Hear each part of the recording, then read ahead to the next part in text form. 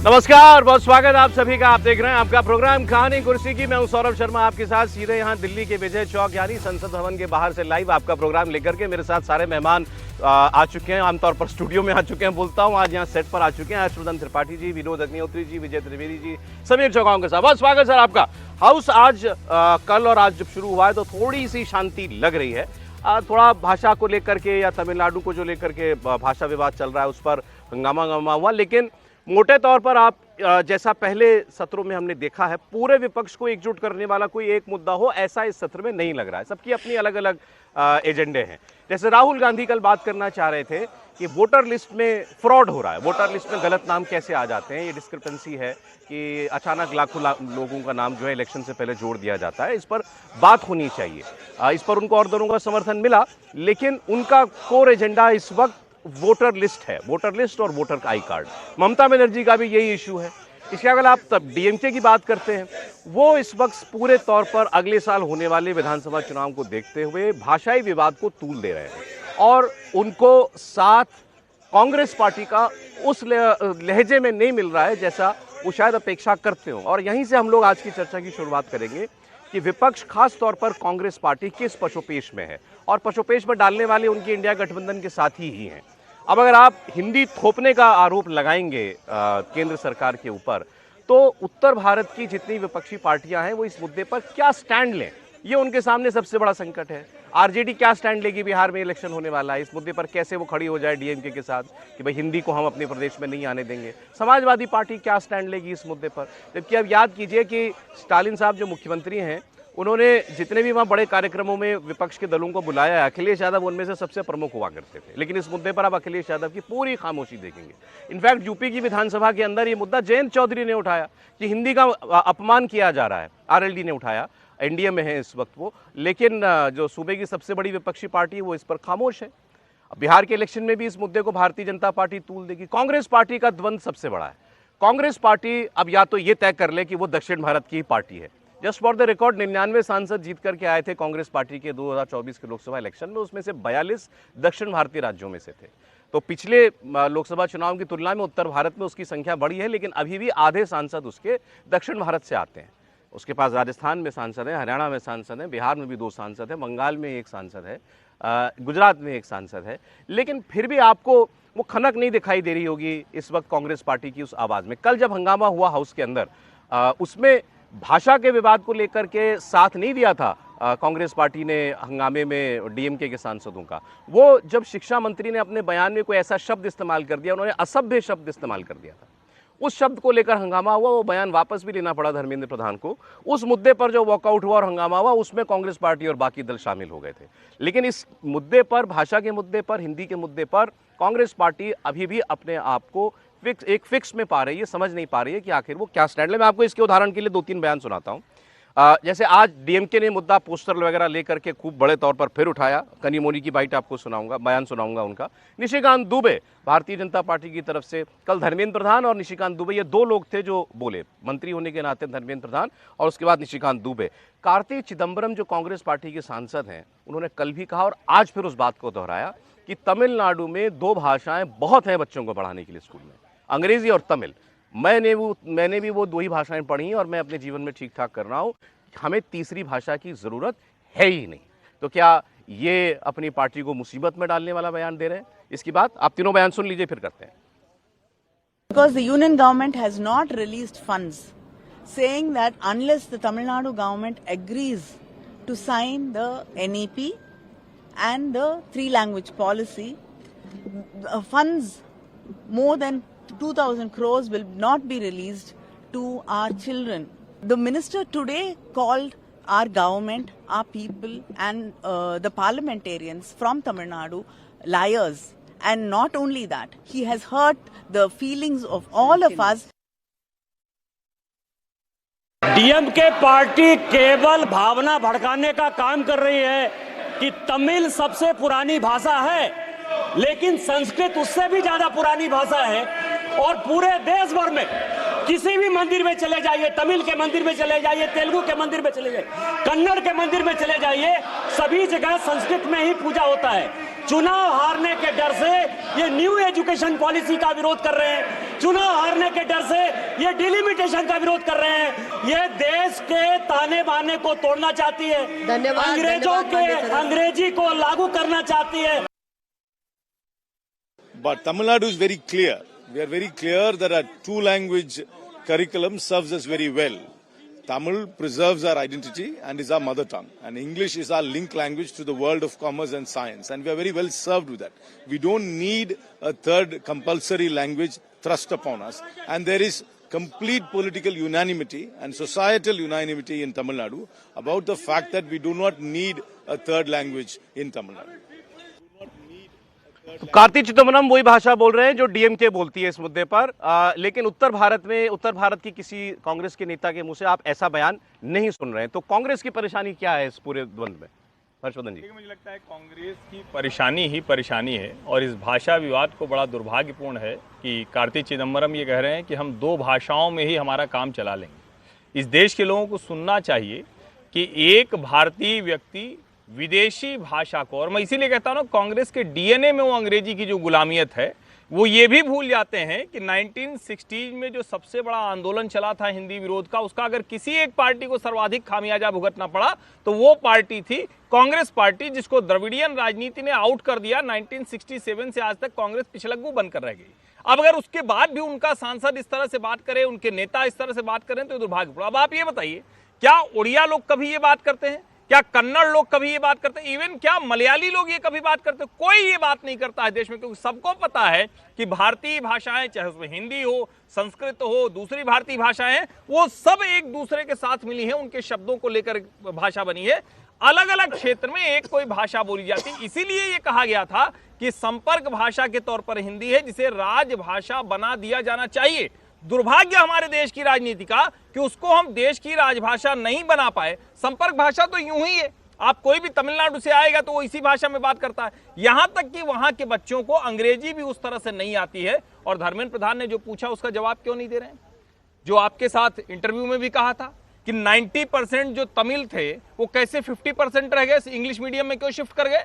तो ये सवाल पूछा जाना चाहिए। ये पूरी तरह से तमिल राजनीति में प्रासंगिक बने रहने की द्रविड़ियन कोशिश है, कांग्रेस फंस गई। एक फैक्ट और आया है इसमें, जो आपने भी बताया, वो धर्मेंद्र प्रधान ने मुझे इंटरव्यू में भी कहा था कि एक वक्त था कि हायर सेकेंडरी में 90% बच्चे तमिल लेते थे, तमिल पढ़ते थे। आज वो संख्या 50% रह गई है।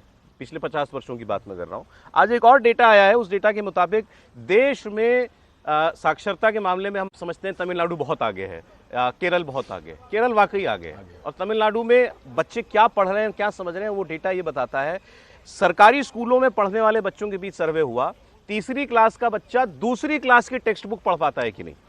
सिंपल, तीसरी क्लास का बच्चा दूसरी क्लास की टेक्स्ट बुक पढ़ पाता है कि नहीं। हर राज्य में ये सर्वे किया गया और उसमें सबसे न्यूनतम परसेंटेज तमिलनाडु की है, 4.8%। मतलब 5% से कम बच्चे तमिलनाडु के सरकारी स्कूल में तीसरी कक्षा का बच्चा दूसरी क्लास की किताब पढ़ पा रहा है। तो ये सरकारी स्कूल सिस्टम का वहाँ पर हाल है, जब उसको सब कह रहे हैं कि हमारे लिए 2 भाषाएं जो हैं वो बहुत हैं। लेकिन कांग्रेस पार्टी ने इस न्यू एजुकेशन पॉलिसी का 2020 में ही विरोध किया था जब ये आई थी।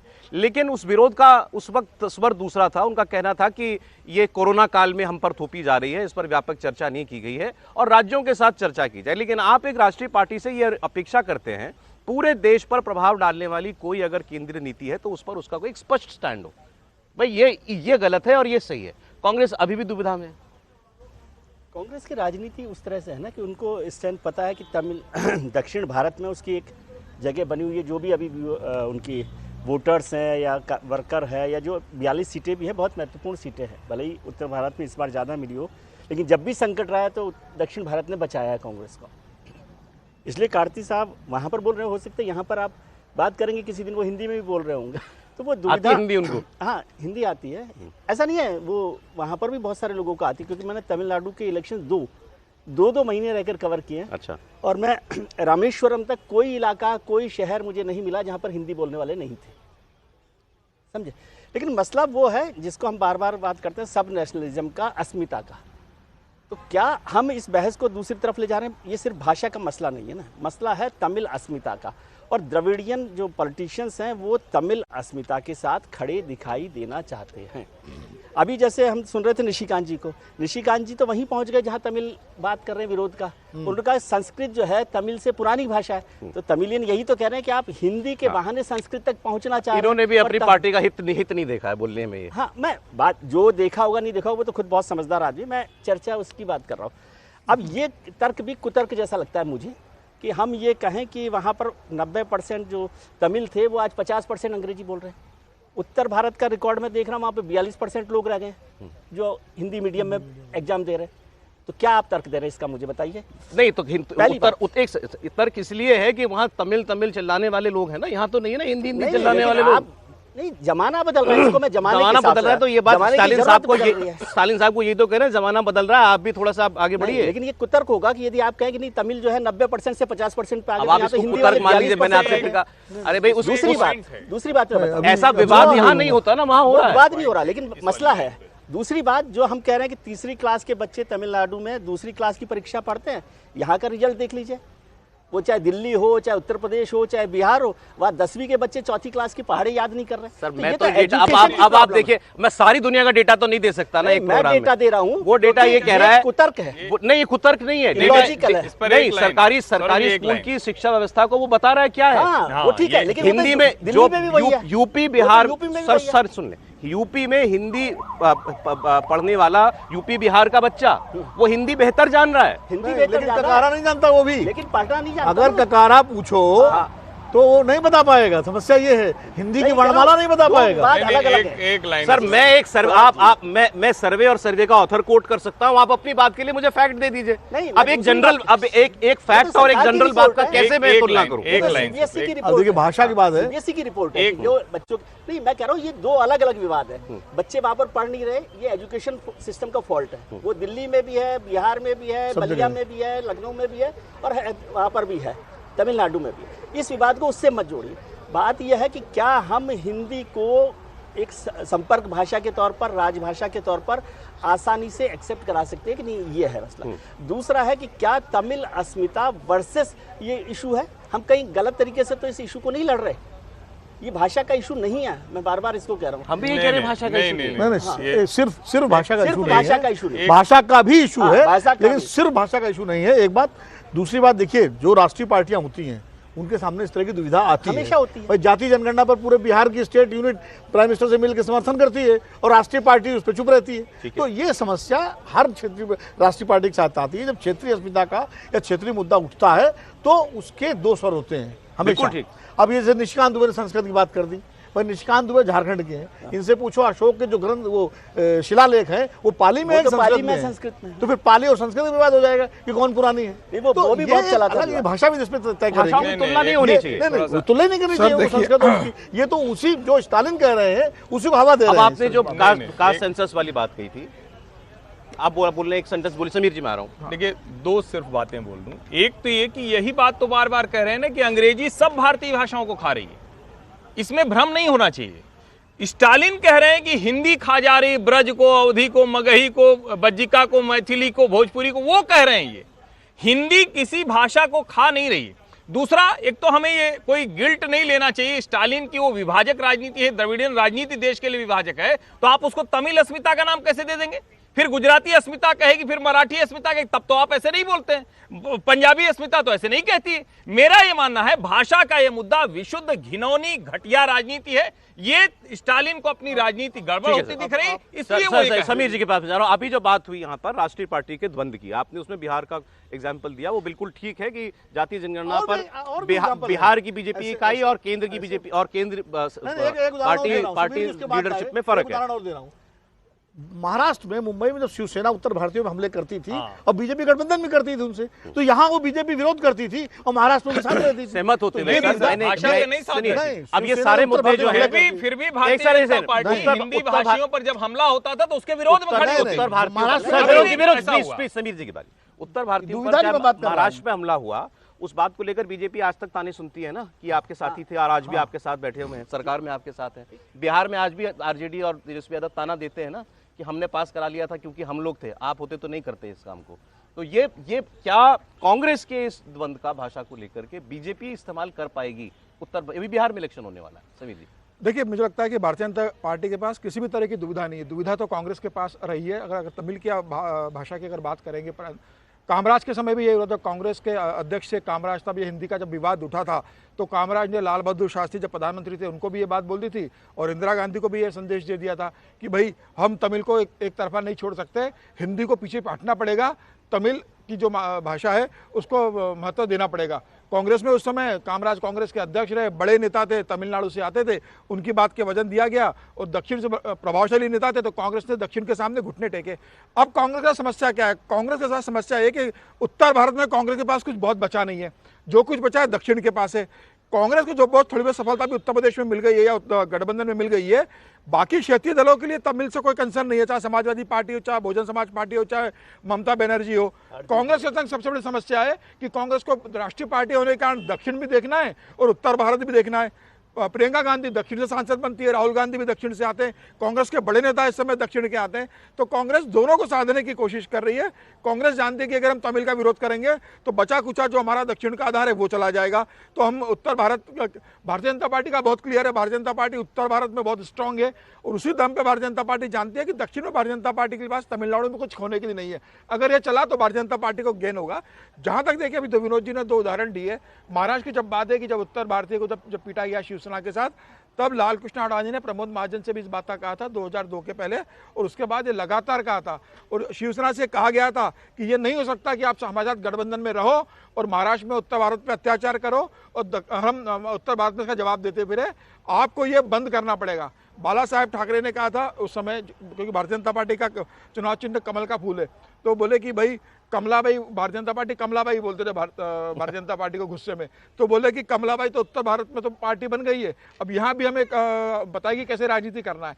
तो भारतीय जनता पार्टी ने बहुत स्पष्ट कहा था कि अगर ये लगातार चलता रहा तो हमें आपसे गठबंधन में विचार करना पड़ेगा। उसके बाद शिवसेना ने अपना काफी स्टैंड बदला, फिर राज ठाकरे अलग हुए, उन्होंने अपनी अलग राजनीति की। जहां तक बिहार के जातीय जनगणना की बात है कि जिसमें तेजस्वी और नीतीश कुमार एक थे, प्रधानमंत्री मोदी से जब वो मिलने आए थे तो मोदी ने बहुत स्पष्ट कहा था भाई ये राज्य का मामला है, अगर आप चाहते हो तो आप करा लो, केंद्र इसका उचित समय आने पर निर्णय लेगा, आपको अगर लगता है तो आप कराइए। प्रदेश ने करवाया, प्रदेश ने जारी किया, भारतीय जनता पार्टी ने प्रदेश में समर्थन दिया, केंद्र में भारतीय जनता पार्टी को उस पर निर्णय लेना है। तो भारतीय जनता पार्टी को इस मामले को लेकर किसी भी तरह की दुविधा नहीं है।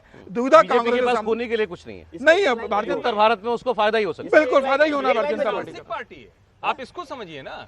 आप महाराष्ट्र में जूनियर पार्टनर थे, फिर भी आपने हिम्मत दिखाई और आप शिवसेना को वहां ले आए। कांग्रेस पार्टी सीनियर पार्टी थी, कांग्रेस पार्टी तमिलनाडु की सबसे बड़ी पार्टी थी, सत्ताधारी पार्टी थी। आप दोनों का अंतर समझिए। कांग्रेस ने समझौते किए देश की अस्मिता के साथ, आप जिस तमिल इसको भी समझना पड़ेगा। भारतीय जनता पार्टी साहस के साथ लड़ती, जिसका नुकसान हुआ, जिसको पंजाबी विरोधी, मराठी विरोधी, अब गुजराती विरोधी नहीं कह पाए, नहीं तो वो भी विरोधी कहते। मेरा ये मानना है देश की किसी भी राजनीतिक दल को भारतीय भाषाओं का सम्मान सबका एक बराबर होना चाहिए। ये नहीं चलेगा कि कोई तमिल के नाम पर कहेगा ना ना हमारी भाषा सब लोग। प्रिंसिपल की आप कह रहे हैं बीजेपी के प्रिंसिपल, एक प्रिंसिपल स्टैंड है भाजपा का, और वो कांग्रेस का क्या प्रिंसिपल है इसमें? कोई भारतीय जनता पार्टी समय के अनुसार अपने को कैसे बदलती है, इससे अनेक उदाहरण है, समझे। खाली यही नहीं है, जीएसटी का विरोध करते करते जीएसटी कर लिया, आधार का विरोध करते करते आधार कर लिया। आज वो डिक्टेटिंग पोजीशन पे है, कांग्रेस डिक्टेटिंग पोजीशन पे नहीं है। बहुत सारी परिस्थितियां निर्भर करती हैं किसी पार्टी की नीति तय करने में। और जिस समय की बात कर रहे हैं हमारे समीर जी, उस वक्त लाल कृष्ण अडवाणी और अटल बिहारी वाजपेयी देश की सत्ता में थे, वो डिक्टेट कर सकते थे शिवसेना को। आज कांग्रेस तमिलनाडु में डिक्टेट नहीं कर सकती क्योंकि जूनियर पार्टनर है वहां पर, एक बात। दूसरी बात ये है कि ये कहना है कांग्रेस ने देश की अस्मिता के साथ समझौता किया, ये तो बहुत ज्यादा मतलब अतिरेक है। किसी तमिल अस्मिता वाला अतिरेक नहीं, तमिल अस्मिता क्या देश तमिल अस्मिता कैसे हो तमिल क्या विदेश की भाषा है क्या? इसीलिए तो मैं कह रहा हूं, तो इसलिए भारतीय भाषाएं हैं, यही समझना पड़ेगा। बोलने दीजिए ना, आप बोलिए। दिक्कत ये कि आप ज्यादा बोल लेते हैं। अच्छा बोलिए। देखिए, तमिल, कन्नड़, मलयालम, बंगला, मराठी सारी देश की भाषाएं हैं। ये बहुत संवेदनशील मुद्दा है, ये बाहें चढ़ा करके नहीं हल हो सकता। इसका प्रयास कई बार हो चुका है और अगर आप बाहें चढ़ाकर हल करने की कोशिश करेंगे तो इसका रिपरकशन होगा और नुकसान होगा। सर अच्छा वो आपने बात कह दी, एक मौका सर, एक बात ये इंपॉर्टेंट है सर, ये इंपॉर्टेंट। स्टालिन चढ़ाए या केंद्र चढ़ाए, नहीं, अगर ये आपने मुझे एक मौका दी दिया कि एक बार फिर से इस पूरे विवाद का जो फैक्ट है वो सामने रख दिया जाए। क्या हिंदी कंपलसरी की जा रही है? नहीं की जा रही। कोई भाषा कंपलसरी की जा रही है? नहीं। क्या कहा जा रहा है? 3 भाषाएं पढ़ाओ जिसमें से 2 भारतीय भाषाएं हो। इतना इतनी ही बात है। भाई, अब इसमें कौन सी अस्मिता खतरे में आ रही है त्रिभाषा सर? फार्मूला वो पढ़वा लें, कन्नड़ पढ़वा लें, उड़िया पढ़वा लें, कुछ पढ़वा लें। पढ़ाइए आप। त्रिभाषा फार्मूला का तो मैं शुरू से समर्थक हूँ। मेरी तो फिर आप समर्थन इसका कीजिए ना। भाई हम तो यार दूसरा समर्थन विनोद जी के अरे इसमें मैं तो तमिल अस्मिता कहाँ से आ गई बीच में? अग्निहोत्री के भाई समर्थन तमिल से अस्मिता ऐसे ही आती है जैसे मोदी जब मुख्यमंत्री तो गुजरात अस्मिता आ जाती थी बीच में। विधानसभा चुनाव का मुद्दा है, बस बेसिक बात ये है। तब क्या तत्कालीन ठीक है। क्या तत्कालीन ये केंद्र ठीक सरकार है। तत्कालीन केंद्र विधानसभा चुनाव के लिए एक मुद्दा है। बिल्कुल हाँ, तत्कालीन मैं केंद्र भी सरकार वही क्या बात गुजरात के खिलाफ थी। नहीं तो फिर हमको कहना चाहिए ना कि भाई इसके पीछे कोई जब ना इसके पीछे ना कोई ओवरऑल लॉजिक है, कुछ नहीं। इसके पीछे कोई अस्मिता का कार्ड नहीं है, कुछ नहीं। विधानसभा चुनाव है, मैं कहता नहीं, वो हूँ अस्मिता विधानसभा चुनाव से उनको जुड़ी भाई है ना, बंगाल इसलिए मैं- और मैं तृणमूल दूसरी बात कह कांग्रेस रहा जो हूँ, एक है बात कह रहा सौरभ, हूँ। अब तृणमूल कल- सर, कांग्रेस एक कल- अभी कल- आएगा चुनाव तो तृणमूल कांग्रेस बंगाल अस्मिता की बात करेगी। कल शिक्षा मंत्री के जो शब्द एक्सपंज हुए अंदर पार्लियामेंट, उस पर हम लोग बात करें। उन्होंने असभ्य का नहीं कहना चाहिए था, मतलब वो हालांकि वो कह रहे एक्सपंज कर दिया, उस पे हम क्या डिबेट मैं इसलिए उन्होंने मैं स्वीकार कर लिया ना गलती उन्होंने अपनी उसमें। उन्होंने कहा कि ये पॉलिसी के लिए तैयार हो गए थे, पहले एमओयू साइन करने वाले थे मेरे साथ। वो इशू ही अलग है, वही पॉलिटिकल इशू है। दूसरी बात, हम इसमें क्या कर रहे हैं, या तो तमिल भाषा पर हम चर्चा करें, अस्मिता पर चर्चा करें, वो उनका पॉलिटिकल इशू है।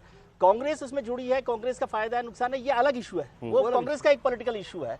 और सारी जो नेशनल पार्टीज होती हैं उनका ये कंफ्यूजन द्वंद्व हमेशा बना रहता है। और जो रीजनल पार्टीज होती है, गुजरात में गुजरात अस्मिता की बात नरेंद्र मोदी हमेशा करते रहे। और गुजरात में क्या परेशानी है कि क्षेत्रीय पार्टी कोई नहीं है। जब क्षेत्रीय पार्टी होती है, जैसे महाराष्ट्र में क्षेत्रीय पार्टी है शिवसेना, तो वो मराठी की बात करती है ना, मराठी अस्मिता की। ऐसी तमिलनाडु में, और तमिलनाडु जो सब नेशनलिज्म पर, आप तमिलनाडु जाकर देखिए, उनके लोगों की भावना को भी समझिए। यदि केवल चुनाव का इशू होता तो वो जीतते क्यों? इसका मतलब लोग उसके साथ खड़े हैं ना, बिना लोगों के खड़े थोड़ी होता है कि किसी का। ये इशू अलग है कि ये लॉजिकल है कि नहीं। जो साथ खड़े हैं उसको सच तो बताएगा ना कोई। हाँ, नहीं, वो तो कल भी अपन ने चर्चा की भाई, सच तो पब्लिक डोमेन में है। वो तो सच जो है सच में तो कोई शिक्षा बात मंत्री ही नहीं बता है। रहे हैं, हम भी बता रहे हैं, ये आप भी कोई बता कही रहे नहीं हैं। रहा कि तो कंपलसरी पब्लिक डोमेन में है। जो त्रिभाषा फार्मूला है उसके भी कोई खिलाफ नहीं है, लेकिन वहां पर लोग खड़े हुए, पॉलिटिकल पार्टीज कैसे खड़ी होती है जब उनके साथ लोग खड़े हो ना, केवल उनके एजेंडा से थोड़ी। चलिए अच्छा, आप ही की बात से करता हूँ। बीजेपी नहीं लड़ती चुनाव क्या तमिलनाडु में? बीजेपी की एंट्री मुश्किल हो रही है।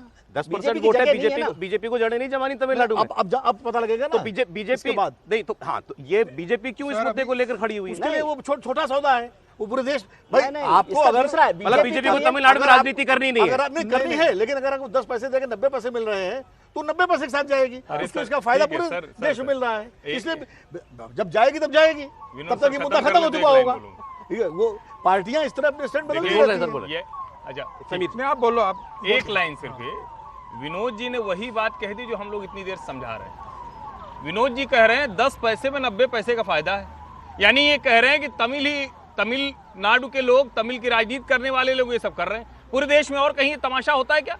और गुजराती अस्मिता के नाम पर नरेंद्र मोदी को गलत कोट किया जाता है। नरेंद्र मोदी ने कभी भी गुजरात के नाम पर किसी और राज्य का विरोध नहीं किया, गुजराती के नाम पर हिंदी का विरोध नहीं किया, और नरेंद्र मोदी तो खुद गुजराती स्पीकर है। ठीक अरे भाई आपके सर, ब्रेक का वक्त हो गया। समीर जी कुछ बोल रहे थे।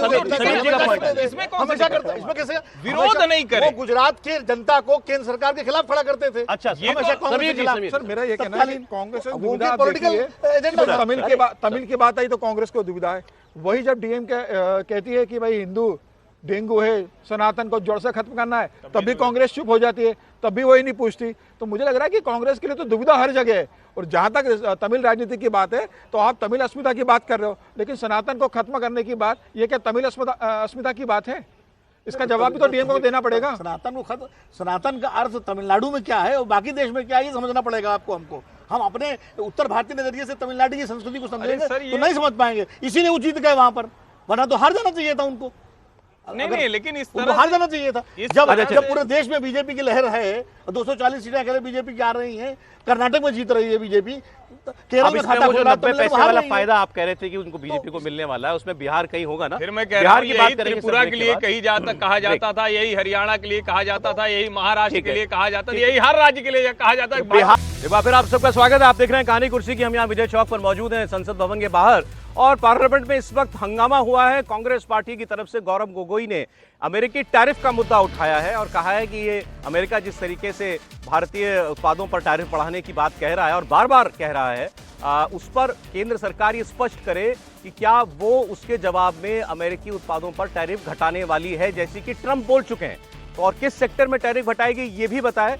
और इस मुद्दे पर हंगामा हुआ और ये भी कहा उन्होंने कि जब भी कोई ऐसा मुद्दा आता है जिस पर पूरा देश चिंतित होता है तो प्रधानमंत्री गायब हो जाते हैं और इस पर उनसे माफी की मांग भी की जा रही है। गौरव गोगोई से सुनते हैं। पूरा देश जानना चाहता है सर। क्या जानना चाहता है? आप 15 से 19 जो इस पे बोले ना, टैरिफ को लेके पूरा देश चिंतित है सर। हाँ। ट्रेड डेफिसिट को लेके पूरा देश चिंतित है सर। हम पूरा देश लास्ट बार आप अगर इधर उधर बोलेंगे तो मुझे दूसरे वक्तव्य को बुलाना पड़ेगा। क्लियर कट बात है, आप बोलिए सर। पूरा देश देख रहे हैं सर। हाँ ठीक है। सदन तेरा देश देख रहा है। नियमों से चलेगा, नहीं चले नियमों से चलेगा। सदन पूरा देश देख रहा है। से चलना है, बोलिए तो ठीक। सदन पूरा देश नहीं बोलने देंगे sir.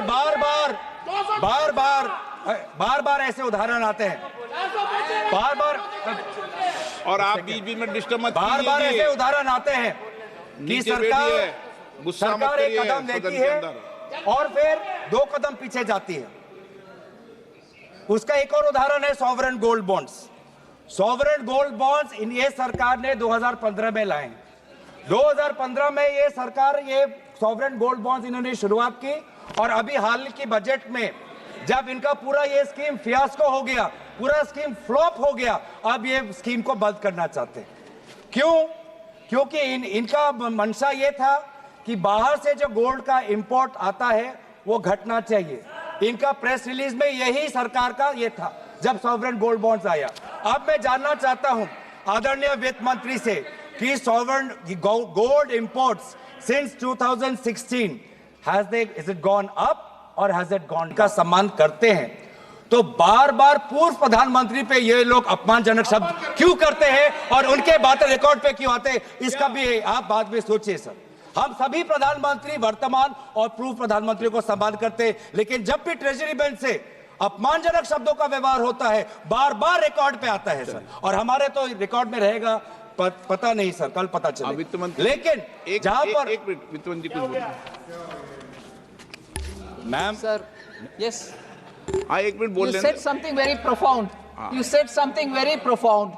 You said something very, very profound. I'd like to add to it. Sir, with due respects, it was music to my ears to hear a leading member of the opposition party say that they सम्मान करते हैं प्रधानमंत्री जी को.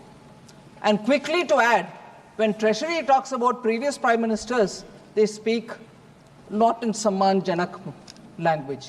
How many times has the Prime Minister been abused in this house by them? And how many times he was not even allowed to speak in the house? They stood in the well and shouted. Will the Honorable Member Tarun Gogoi, his son, Gaurav Gogoi, apologize for the number of times they've called abusive names to the PM?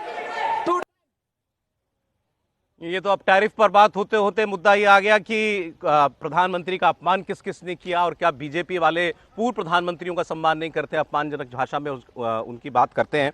अब ये मुद्दा कहां से आया? Tariff पर बोल रहे थे गौरव गोगोई। सब जानते हैं अमेरिका इस वक्त किस किस्म की भाषा बोल रहा है। ट्रंप कितनी बार भारत हम पर कितना टैक्स लगाता है इस बात को कह चुके हैं और वो ये कह चुके हैं हम उतना ही टैक्स भारत पर लगाएंगे। फिर वहां से ऐसी भी बातें सुनने को मिल रही हैं कि भारत जो है अब कई उत्पादों पर, अमेरिकी उत्पादों पर टैक्स घटाने के लिए राजी हो गया। तो गौरव गोगोई इस बात को कह रहे थे कि स्थिति सरकार को स्पष्ट करनी चाहिए कि इस विषय पर अब नीति क्या है भारत सरकार की। क्या जो अमेरिका कह रहा है आप उसके उत्पादों पर शुल्क को टैक्स को घटाने जा रहे हैं? अगर घटा रहे हैं तो फिर किन किन सेक्टर में और उसका भारत में काम करने वाले लोगों पर, भारत की इंडस्ट्री और एक्सपोर्टर्स पर क्या असर पड़ेगा, इसके बारे में भी वो बताएं। यहां से मुद्दा जो आगे बढ़ गया, अमेरिका इस वक्त जिस नीति पर चल रहा है ऐसा लग रहा है भारत सरकार उस पर, समीर जी, वेट एंड वॉच की नीति पर है। अब बार बार ये कहा जा रहा है भाई देखो कनाडा ने जवाब दे दिया, मेक्सिको ने जवाब दे दिया, ब्राजील ने उनको पलट के जवाब दे दिया, आप जवाब क्यों नहीं देते? देखिए अभी तो 50 दिन हुए ट्रंप को प्रशासन संभाले और 50 दिन के अंदर ट्रंप ने कितनी बार अपनी बातों से बदलाव किया भारत को लेके। उनका किस तरीके से रहा है, पहले टैरिफ को लेके बोला, कनाडा को लेकर उन्होंने जिस तरीके से कहा, चाइना को लेकर जिस तरीके का उनका पहले बयान आया, बाद में वो उस बयान से पलट गए कि टैरिफ हम 3 अप्रैल से लगाएंगे, अगले महीने हम विचार करेंगे, अभी हम विचार कर रहे हैं। भारत को लेकर भी ट्रंप का जिस तरीके से बयान आ रहा है, प्रधानमंत्री मोदी खुद ट्रंप के राष्ट्रपति बनते ही 1 महीने के अंदर गए थे और चौथे ऐसे राष्ट्र प्रमुख थे जो ट्रंप से मिले थे। प्रधानमंत्री मोदी ने तमाम चीज़ों पर ट्रंप से बात की होगी और हर बात को समय आने पर सरकार बताएगी ना, सरकार की विदेश नीति होती है, सरकार की आर्थिक नीति होती है, सरकार के नीतिगत निर्णय होते हैं। ये जरूरी नहीं कि प्रधानमंत्री कोई किसी पर चर्चा कर रहे हो और वो आके लोकसभा में या सार्वजनिक रूप से बता दे कि हम इस पर कर रहे हैं। अभी ट्रम्प ने क्या भारत के ऊपर टैरिफ लगा दिया 100%। अभी उसने कहा है कि भाई भारत जितना टैरिफ लगाता है रेसिप्रोकल टैरिफ लगाने का हम विचार कर रहे हैं। जिस दिन अमेरिका निर्णय लेगा, भारत सरकार निर्णय लेगी कि उन्हें किस दिशा में बढ़ना है और क्या करना है। भारत सरकार को स्टैंड क्लियर करने की अभी कोई नौबत नहीं आई है। कोई जरूरत नहीं है। जब जरूरत होगा प्रधानमंत्री मोदी संसद में भी बोलेंगे और बाहर भी इस बात को प्रधानमंत्री बोले टैरिफ पर, ट्रंप पर बोले प्रधानमंत्री, मांग कांग्रेस कोई जरूर नहीं है। ठीक, मैं सहमत हूँ। कोई भी प्रधानमंत्री अपने हिसाब से बोलेंगे जब भी उनको लगेगा उचित है बोलना। कोई प्रधानमंत्री को मजबूर नहीं कर सकता है, लेकिन संसद में बात उठाई जा सकती है। वो सदस्य का अधिकार है कि संसद में सवाल पूछे। प्रधानमंत्री बोले या ना बोले, प्रधानमंत्री की इच्छा है, सरकार का अपना एक टाइम फ्रेम होता है। और वो बात जो गौरव गोगोई ने कही कि भाई वो गायब है, ये बिल्कुल आपत्तिजनक है। प्रधानमंत्री मॉरिशस की यात्रा पर गए हैं, घोषित रूप से गए हैं। कोई तस्वीरें दिखा दीजिए। हाँ, कोई ऐसा नहीं है कि अचानक किसी को पता ना हो, तो बाकायदा तो ये इस तरह की शब्दावली नहीं इस्तेमाल करनी चाहिए। लेकिन एक बात मैं ट्रंप को और लेके आऊँगा कि ट्रंप ने एक बयान दिया था कि वो $21 बिलियन जो है वो गए और वो नरेंद्र मोदी सरकार को अस्थिर करने के लिए। तो पूरा सत्ता पक्ष जो है उस ट्रंप के बयान को ब्रह्म वाक्य मान के एकदम कांग्रेस पर हमलावर हो गया था। फिर ट्रंप ने कहा कि वो हमने उसमें तो अगले दिन उन्होंने दूसरा बयान दे दिया, प्राइम मिनिस्टर का नाम ले दिया, फिर उन्होंने टैरिफ की बात कर दी। तो ट्रंप के बयान को गंभीरता से लेना तो बीजेपी ने शुरू किया है। ठीक है, ट्रंप के बयान को गंभीरता से लेने की जरूरत ही नहीं है। अजय साहब ने बताया प्रधानमंत्री इस वक्त मॉरिशस की यात्रा पर हैं और ये बात कही गई कि प्रधानमंत्री यहाँ हाउस में क्यों नहीं है जब सेशन चल रहा है। मॉरिशस की 2 दिनों की वो यात्रा पर हैं और इसमें 2-3 विशेष बातें हैं। हम सब जानते हैं कि मॉरिशस का बिहार से क्या कनेक्शन है। वहाँ के जो अभी के प्रधानमंत्री हैं नवीन राम गुलाम, वो बिहार से ही आते हैं और पूर्व में भी बहुत संख्या में आप वहाँ देखेंगे वहाँ की राजनीति जो है डोमिनेट की जाती है भारतीय मूल के लोगों से। वहाँ की 70% भोजपुरी है। भोजपुरी 12 लाख में 70% लेकिन सर जो कुछ अलग था या जो चीज दिखी वो ये कि वहाँ कौन कौन लोग प्रधानमंत्री को रिसीव करने आए, भारत के प्रधानमंत्री, मैं सिर्फ मोदी हैं इसलिए कह रहा हूँ, भारत के प्रधानमंत्री को। आप देखिए प्रधानमंत्री वहां पर मौजूद थे हवाई एयरपोर्ट पर उनको लेने के लिए, डिप्टी प्राइम मिनिस्टर वहां मौजूद थे, चीफ जस्टिस मॉरिशस के वहां मौजूद थे, वहां की नेशनल असेंबली के स्पीकर मौजूद थे, लीडर ऑफ अपोजिशन मौजूद थे, foreign minister, cabinet secretary, chairperson of grand port district council, ये तमाम लोग प्रधानमंत्री को रिसीव करने के लिए गए। अब ठीक है, कोई कहे छोटा मुल्क है, नहीं, भारत उसका बहुत बड़ा पड़ोसी है। देखिए भारत और मॉरिशस के रिश्ते बहुत करीबी रिश्ते हैं और चूंकि वहाँ भारतीय ही सबसे बड़ी संख्या में है मॉरिशस में, और खासकर के बिहार, पूरी उत्तर प्रदेश और आपका जो दक्षिण भारत के भी कुछ इलाकों के लोग हैं, तेलुगु लोग हैं। तो भारत के प्रति मॉरिशस का सर शिवसागर राम गुलाम के जमाने से रिश्ता रहा है। वहाँ एक गंगा तालाब है जहाँ से गंगा जल लेकर के वहाँ गंगा तालाब बनाया गया है। तो भारतीय संस्कृति का वो अपने आप में जो है वहाँ पर हिंद महासागर में वो एक प्रतीक है। तो इसलिए भारत के प्रधानमंत्री भाई नरेंद्र मोदी जी भारत के प्रधानमंत्री हैं और अगर वो, और शायद इनकी पहली यात्रा है मॉरिशस, नहीं दूसरी यात्रा है, में गए थे, पहले गए थे दूसरी। हाँ, और स्वागत तो उनका स्वागत करने का लोग स्वागत हुआ गीत गवई से।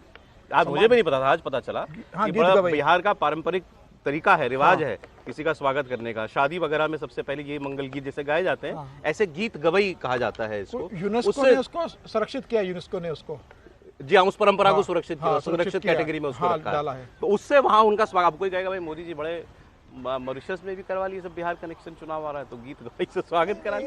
ये डिप्लोमेटिक यात्राएं जो होती है तय होती हैं, इसमें कोई बिहार तो अभी अक्टूबर में चुनाव है। हाँ, मोदी जी उस समय जाते जैसे बांग्लादेश गए थे, मथुरा मंदिर पश्चिम, जब पश्चिम बंगाल चुनाव तो कहा जा सकता था। अभी तो 6-7 महीने बाकी है चुनाव नहीं, और इसमें चुनाव से कोई संबंध नहीं है इस यात्रा का। 12 मार्च को तो स्वतंत्रता दिवस है कल मॉरिशस का, और ये तो मतलब गांधी जी से भी जुड़ा है। तब 2001 में गांधी जी भारत लौट रहे थे तो मॉरिशस में 1901 में जब लौट रहे थे तो मॉरिशस में कुछ समय के लिए रुके थे और उन्होंने स्वतंत्रता आंदोलन के इनके लोगों को तैयार किया था। और यही कारण रहा कि जब 12 मार्च 1930 को जब गांधी जी ने दांडी यात्रा शुरू की थी तो उसी को मद्देनजर रखते हुए 12 मार्च को उन्होंने अब स्वतंत्रता दिवस घोषित किया है मॉरिशस ने। और वो 12 मार्च इसलिए उनके लिए बहुत महत्व का है भारत के साथ। और 70% आबादी भारतीय है, 52% उसमें से हिंदू लोग हैं। तो छोटा सा द्वीप है, 12 लाख की तो आबादी है उस द्वीप की। अब प्रधानमंत्री के विदेश दौरे पर सवाल उठ रहे हैं। एक बार महाराष्ट्र का इलेक्शन था तब वो कहीं गए थे, तब कहा था चुनाव के बीच में क्यों चलेगा, आज कह रहा है हाउस चल रहा है, देखिए इस तरह क्यों चलेगा। सवाल उठाना वो जिस तरह की चर्चा है उसका कोई मतलब नहीं है, क्योंकि वो विदेश यात्रा और वो वहाँ पर स्वतंत्रता दिवस के कार्यक्रम के मुख्य अतिथि है। तो वो ऐसी चर्चा में कोई विपक्ष का नेता खड़ा होता है तो कुछ न कुछ बात बोल देता है कि भाई हाउस चल रहा है। यदि वो किसी चुनावी यात्रा में होते आज भारत के किसी हिस्से में, तो फिर भी सवाल खड़े कर सकते थे कि भैया हाउस चल रहा है, वो भी चलता रहता है। लेकिन ये तो विदेश यात्रा प्रधानमंत्री का राष्ट्रीय दोनों देशों के बीच के कार्यक्रमों में है, और वो 12 मार्च को उनका कार्यक्रम है। वो नहीं है, भारत और मॉरिशस के संबंधों को भी देखना चाहिए। वो केवल दो देशों का संबंध नहीं है, वो दो परिवारों जैसा संबंध है। मुझे याद आता है कि जब शिवसागर राम गुलाम जब आए थे, भारत आए थे पहले, नवीन गुलाम के बाबा ही तो थे, उनके पिताजी। तो वो जब आए थे, बिहार गए थे, तो मैं उनके साथ गया। पूरा भारत का जो मतलब बिहार का जो पूर्वांचल का हिस्सा, वो पूरा उनको उस तरह से परिवार की तरह से उन्होंने स्वागत किया। और मैं देखा वो करीब करीब 500-700 साड़ियाँ कपड़े वो लेकर आए, वो पूरे गांव में, मतलब एक जैसे परिवार में जो कार्यक्रम होता है, तो परिवार की तरह से वो कार्यक्रम है। वो तालाब, वहाँ एक झील है जिसमें यहाँ से शिवसागर राम गुलाम हरिद्वार से गंगा जल लेके गए। और स्वागत, आप देख रहे हैं खानी कुर्सी की। हम यहाँ विजय चौक पर मौजूद हैं हमारे सारे मेहमानों के साथ। आइए अब जरा वक्फ बिल की बात कर लेते हैं। वक्फ अमेंडमेंट बिल को लेकर के अब इस सत्र में जब हो सकता है सरकार आगे बढ़े, उसको पेश करे और उसको पास कराने की कोशिश करे। अभी तक उतनी चर्चा नहीं हुई जितनी जब ये जेपीसी के पास था बिल, उतनी चर्चा हुई। अब लेकिन जो मुस्लिम संगठन है उनको लग रहा है कि अब ये आखिरी वक्त आ गया है सरकार के ऊपर, सरकार की सहयोगी पार्टियों के ऊपर, और सारे विपक्ष को एकजुट करने की कोशिश की जाए कि दबाव बनाकर के इस बिल को किसी तरह पास होने से रोक लिया जाए। जेपीसी अपनी रिपोर्ट दे चुकी है पार्लियामेंट में। जिस दिन पिछले इस बजट सत्र के पिछले हिस्से में जब वो स्पीकर को दी गई थी, उस वक्त बहुत हंगामा हुआ था। अब देखें, अब ये अभी लगभग 1 महीना करीब है, इसमें क्या सरकार इस बिल को पास कराने की कोशिश करती है। कोशिश अगर करेगी तो जाहिर उसको अपने सहयोगियों के साथ की जरूरत होगी, जिसमें नीतीश कुमार और चंद्रबाबू नायडू दोनों मौजूद हैं। और all India Muslim Personal Law board हो, जमीयत उलेमाए हिंद हो, और या ऐसे ही और जितने तमाम मुस्लिम संगठन हैं, इन्होंने देश भर के अंदर एक माहौल बनाने की कोशिश की कि ये बिल मुसलमानों के खिलाफ है और मुसलमानों की जायदादों को हड़पने की कोशिश सरकार कर रही है। इससे ज़्यादा और इस बिल का कोई मकसद नहीं है। और अब वो खुलकर ये कह रहे हैं, नीतीश कुमार खास तौर पर सरकार पर दबाव बनाकर इस बिल को पास होने से रोकें। तो नीतीश कुमार की भूमिका यहाँ भी बड़ी महत्वपूर्ण होगी। आज का एक अपडेट आपको देता हूँ। आज एक तो दिल्ली के अंदर एक बड़ी इफ्तार पार्टी रखी गई है all India Muslim Personal Law board की तरफ से, और उसमें सारे बड़े विपक्षी नेताओं को न्योता दिया गया है। मुद्दा यही है, इफ्तार ज़रूर रमज़ान का एक अहम हिस्सा है, लेकिन पॉलिटिकल चर्चा ज़्यादा हो रही है इस इफ्तार पार्टी को लेकर के। तो वहाँ कौन कौन पहुँचता है ये भी हमको देखना पड़ेगा। खास तौर पर क्या नीतीश कुमार और चंद्रबाबू नायडू, इनकी पार्टी से भी कोई व्यक्ति उस आज की इफ्तार पार्टी में जाता है या नहीं। एक दूसरा, लखनऊ के एक बड़े शिया मौलाना हैं, मौलाना कल्बे जव्वाद, और उन्होंने अभी एक स्टेटमेंट दिया जो बड़ा विवादों में है। वो ये कह रहे हैं कि ये जो बिल है ये मुसलमानों के साथ एक धोखा है। जो जेपीसी बनाई गई थी इसको लेकर के, वो भी एक किस्म का धोखा ही था और हम इसके खिलाफ हैं। फिर आगे उन्होंने जो कहा उस पर विवाद हो गया कि सरकार अगर कहती है कि गरीबों की वो मदद करना चाहती है तो मंदिरों के सोने को देखे ना। मंदिरों के पास इतना सोना है, टनों टन, उस सोने से चाहे तो गरीब हिंदुओं की कितनी मदद हो सकती है तो बांट दिया जाए गरीबों के अंदर। फिर 13 तारीख को यानी कि परसों All India Muslim Personal Law Board, Jamiat Ulema Hind और ऐसे तमाम मुस्लिम नेताओं ने एक प्रदर्शन की कॉल दी हुई है। जंतर मंतर पर दिल्ली में एक बड़ा प्रदर्शन, धरना प्रदर्शन किया जाएगा, और दिल्ली के हार्ट ऑफ दिल्ली के बीच में जब वो एक प्रदर्शन होगा तो वहाँ से वो एक संदेश देने की कोशिश करेंगे। जो जमीयत उलेमाए हिंद के अरशद मदनी साहब हैं अध्यक्ष, उन्होंने अभी एक स्टेटमेंट देते हुए ये कहा कि ये बिल इस मुकाम तक पहुंच गया, ये जो सरकार की सहयोगी पार्टियां हैं, सो कॉल्ड सेक्युलर पार्टीज, यहाँ फिर नीतीश कुमार, चंद्रबाबू नायडू निशाने पे, इनकी मिली भगत के बावजूद नहीं हो, इन मिली भगत के बगैर नहीं हो सकता था। तो वो एक किस्म का दोष अभी से उनके ऊपर डाल रहे हैं कि अगर ये बिल पास कहीं ना कहीं अगर ये हो गया तो आप जवाबदेह होंगे। तो ये प्रेशर बिल्डिंग टैक्टिक्स अपनाई जा रही है। मैं आपको 2 बयान सुना रहा हूँ, मौलाना कल्बे जव्वाद और अरशद मदनी। मिनिस्टर तो ने कहा, अरे गरीबों की मदद की जाएगी, गवर्नमेंट के अंडर में आ गया तो गरीबों की मदद होगी। तो मैं कहता हूं कि उसके वक्फ बोर्ड के मुकाबले में 1000 गुना ज्यादा प्रॉपर्टी जो है वो मंदिरों की है, और 1000 टन सोना जो है मंदिरों के अंदर छुपा हुआ है, उसको आप निकालिए और हिंदू जो निर्धन उनको बांटिए, मुसलमानों को ना दीजिए, हिंदू गरीबों को दीजिए, सारे निर्धन हिंदू जो है धनवान हो जाएंगे। इतना सोना मंदिरों के अंदर, क्योंकि 400 किलो सोना सिर्फ एक मंदिर से चोरी हुआ था। और दूसरी चीज ये है, इससे अंदाजा कीजिए, महमूद गजनवी जो काबुल से आया था वो एक मंदिर लूटने आया था, सोमनाथ, एक मंदिर। इसका मतलब है एक मंदिर में इतना सोना था। ये लगता है कि गैर जमहूरी पार्टियां जो दस्तूर के खिलाफ हैं वो इस पर लगी हुई हैं कि ख़ास तरीक़े पर मुस्लिम अक़लियत को यहाँ आज़ादी के साथ मज़हब पर भरोसा करते हुए ज़िंदा न रहने दिया जाए। हम इसके ख़िलाफ़ हैं और जिस दर्जे के अंदर भी हम एहतजाज कर सकते हैं, जमहूरी और आईनी हक़ को सामने रखते हुए हम एहतजाज करेंगे। अब ये इरादा किया है मुस्लिम पर्सनल लॉ बोर्ड ने कि 13 मार्च को दिल्ली के जंतर मंतर पर एक पुरजोर एहतजाज का एहतमाम किया जाए। तो ये आप कह सकते हैं कि इन मुस्लिम संगठनों की तरफ से आखिरी कोशिश इस बिल को रोकने की जा रही है। लेकिन पहले ज़रा मौलाना कल्बे जब्बार साहब की बात की चर्चा कर लें। इसमें मुसलमानों की चिंता छोड़े सरकार, इतने करोड़ों हिंदू गरीब लोग हैं, मंदिरों का सोना बांट दिया जाए, लगा दिया जाए सोना गरीबों की मदद करने के लिए। नहीं, एक तो ये कि बड़े दुर्भाग्य की बात है कि जितना लालची गोरी गजनी थे उतने ही लालची भारत के मौलाना अभी तक हैं हिंदू मंदिरों को लेकर। उतने ही लालची हैं, उतने ही विचार उनके उसी तरह के हैं जैसे आक्रांताओं के थे। और ये खतरनाक है। इस देश के मुसलमान को भारत के मुसलमान की तरह सोचना सीखना चाहिए। देश का बड़ा वर्ग मुसलमानों को वैसे ही सोचता है, लेकिन ये कुछ मुसलमान मौलाना हैं जो नहीं चाहते, वो चाहते हैं कि जो आक्रांता थे उनकी तरह सोचे और हिंदू मंदिरों के उस सोने पर नजर डालें जो भगवान को समर्पित की जाती है। क्या ये वक्फ का कोई कानून ये हिंदुओं की गरीबी दूर करने के लिए? ये जो इंप्रेशन दे रहे हैं, जो फैलाने की कोशिश कर रहे हैं कि ये कोई इससे देश की गरीबी और भी नहीं दूर होनी भैया। ये जो फर्जीवाड़ा तुमने चला रखा है, ये जो गरीब मुसलमानों के हक पर तुम हमला कर रहे हो, उसको दूर करने के लिए है। ये जो इसके नाम पर सत्ता पोषित मुसलमान ठेकेदारी कर रहे हैं, दादागिरी कर रहे हैं, उसको दूर करने के लिए। जहां तक गरीबी दूर करने की बात है, उसके लिए सरकार के कार्यक्रम होते हैं। सरकार उसमें हिंदू मुसलमान नहीं देखती है। मुसलमान भी बाहर आएगा, ये भी बाहर आएगा, लेकिन वहां तो कहा ही ये जाता है ना कि हम अल्लाह के लिए इसलिए दे रहे हैं जिससे जो यतीम हैं, गरीब गुरबा हैं, जो बच्चे पढ़ नहीं सकते, उनका भला होगा। ये क्यों रियल एस्टेट प्रॉपर्टी? लेकिन अभी आपने भी कहा ना, सोना मंदिरों का हुआ है जो लोगों ने, श्रद्धालुओं ने भगवान को चढ़ावे पे दिया है, तो वो भी वही कहते हैं कि अल्लाह को दी हुई हमारी संपत्ति है। मैं तो इस पर नजर न डाले सरकार। मैं कहता रहा हूं कि सरकार नजर डाले हुए ना, टेम्पल को गवर्नमेंट कंट्रोल से बाहर कीजिए। ये हिंदुओं की संपत्ति है भाई, मंदिर तय करेगा ना। अगर किसी मस्जिद के पास कोई जमीन है, मस्जिद के पास कोई सोना है, मस्जिद के पास, अच्छा पता नहीं वहां सोना वोना क्यों नहीं जाता है, भी देखना पड़ेगा क्यों नहीं हो पाता है। लेकिन ये आप अगर आपके पास है तो आप कहिए ना कि हम उससे भला कर रहे हैं। ये दोनों का फर्क है, इसको समझना चाहिए।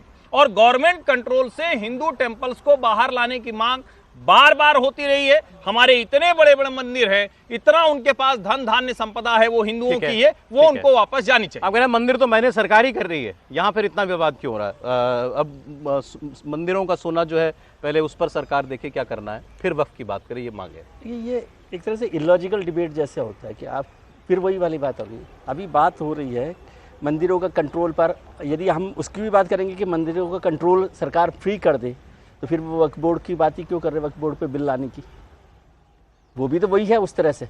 मसला वो नहीं है, मसला ये है कि जो आप बात कर रहे हैं कि लास्ट पुश पर वो एक्सरसाइज कर रहे हैं कि वक्फ बोर्ड के बिल पर किस तरह से एक दबाव बनाया जाए राजनीति।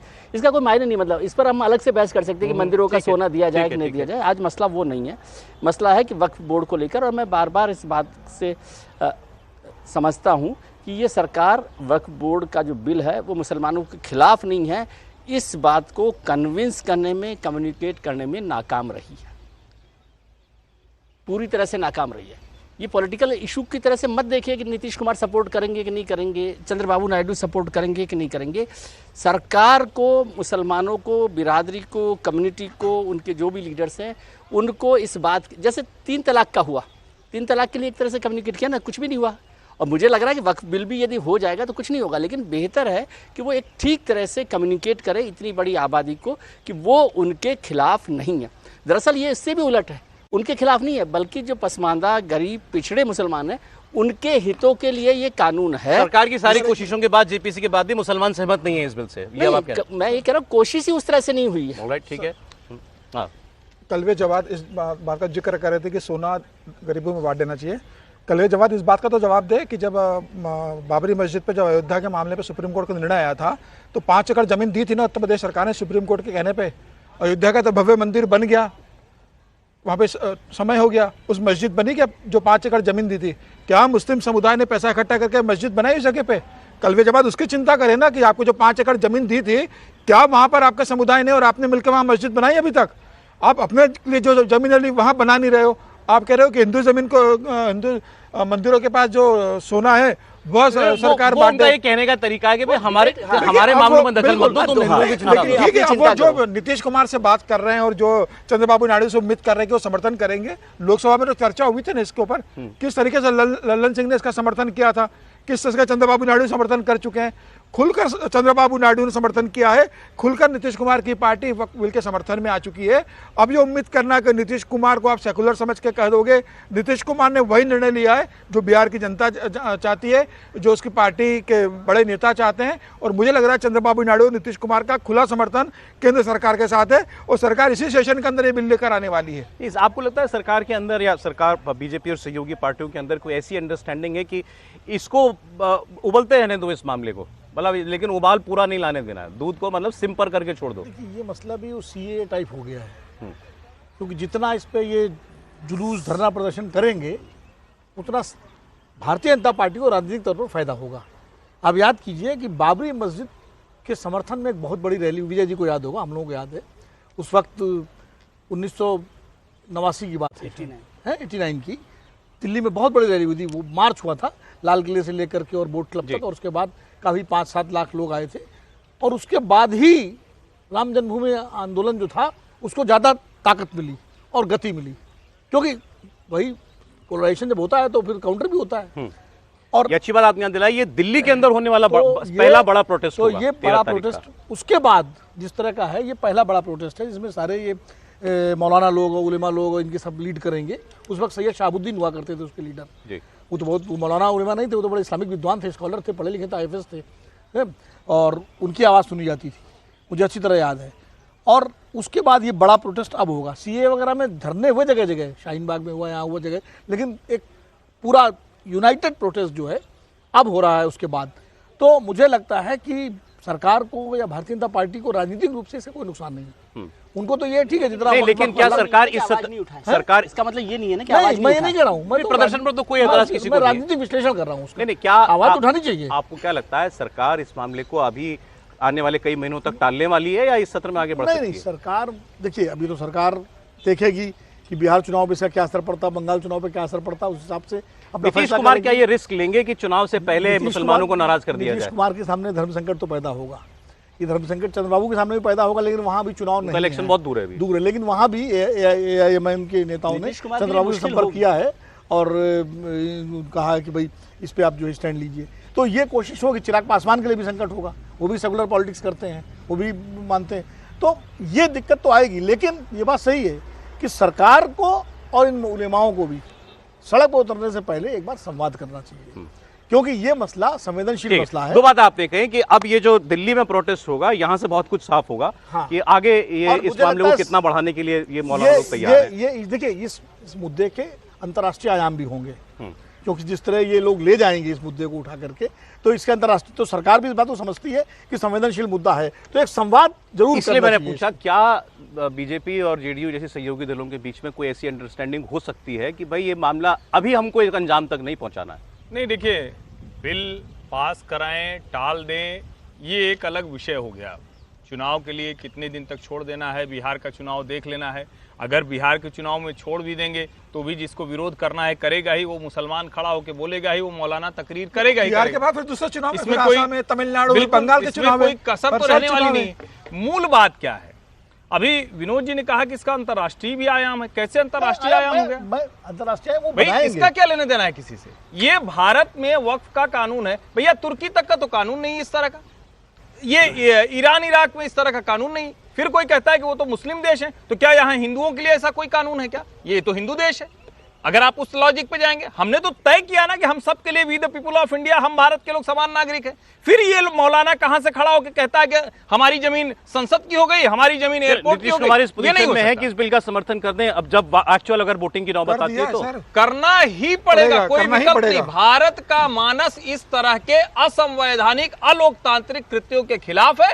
वक्फ का जो बोर्ड है ये अलोकतांत्रिक है, असंवैधानिक, इसको रद्द होना चाहिए। सरकार थोड़ा धीरे धीरे चल रही है, अभी तो संशोधन कर रही है। इसमें वक्फ बोर्ड खत्म करने की बात नहीं है, इसमें संशोधन करने की बात है कि वक्फ बोर्ड का स्ट्रक्चर क्या हो, वक्फ बोर्ड के अधिकार क्या हो।